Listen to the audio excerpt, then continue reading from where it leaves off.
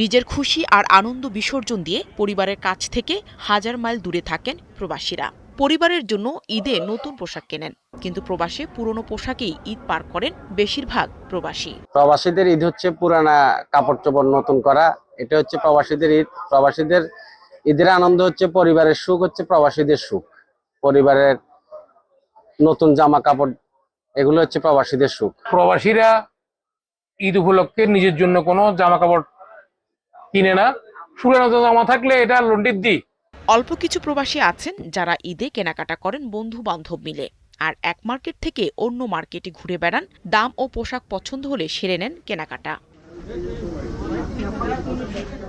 তবে রমজান উপলক্ষে ক্রেতাদের জন্য নতুনভাবে আলোকসজ্জা করা হয় শপিং মলগুলোতে। বিকেলের পর থেকে মধ্যরাত পর্যন্ত শপিং মল ও বিপণী বিতানগুলো খোলা থাকে, আর রাতেই মলগুলোতে ক্রেতাদের ভিড় বেশি দেখা যায়। আমরা ঈদের জন্য অনেকে কেনাকাটা করতেছি, আগের তুলনায় এখন কমই কিনতেছি।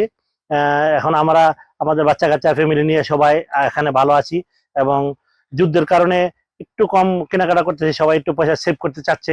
ঈদ উপলক্ষে আমাদের কেনাকাটা হয়ে গেছে, আজ সামনে ঈদ, এই জন্য আসছি। আজকে সুকাল অতানিয়া, তারপর গ্র্যান্ড হাইবার সবকিছু ঘোরাফেরা করে একটি প্যান্ট, তারপরে বেল্ট আর গেঞ্জি নেওয়া হয়েছে আমার।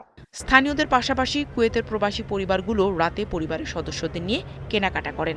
এছাড়া ঈদে মার্কেটগুলোতে ঈদ উপলক্ষে বিশেষ ছাড় ও অফার দিয়ে থাকে শপিং মলগুলোতে। পাশাপাশি পণ্যের ওপর দাম উল্লেখ থাকায় দর কষাকষির ঝামেলাও থাকে না। তবে বর্তমান পরিস্থিতির কারণে আগের বছরের তুলনায় ক্রেতা কম ও মার্কেটগুলোতেও ভিড় কম দেখা যাচ্ছে। 150 টাকা বাড়াচ্ছে ফ্যামিলির জন্য, এরাও কেনাকাটা করতেছে, ঠিক আছে। আর আমারও তো মন চায়, ঠিক আছে, কেনাকাটা করার জন্য মার্কেটে আইছি। যদি কিছু পছন্দ হয় কেনাকাটা করুন। এদিকে ঈদে দেশে পরিবারের কাছে যান অনেক প্রবাসী। তবে এবার ঈদের ফ্লাইট বন্ধ হয়ে যাওয়ায় উদ্বেগ উৎকণ্ঠায় দিন পার করছেন প্রবাসীরা।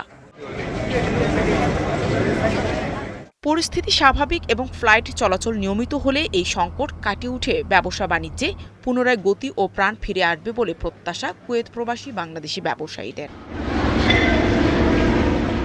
নাহিদা রিন্থি, ৭১।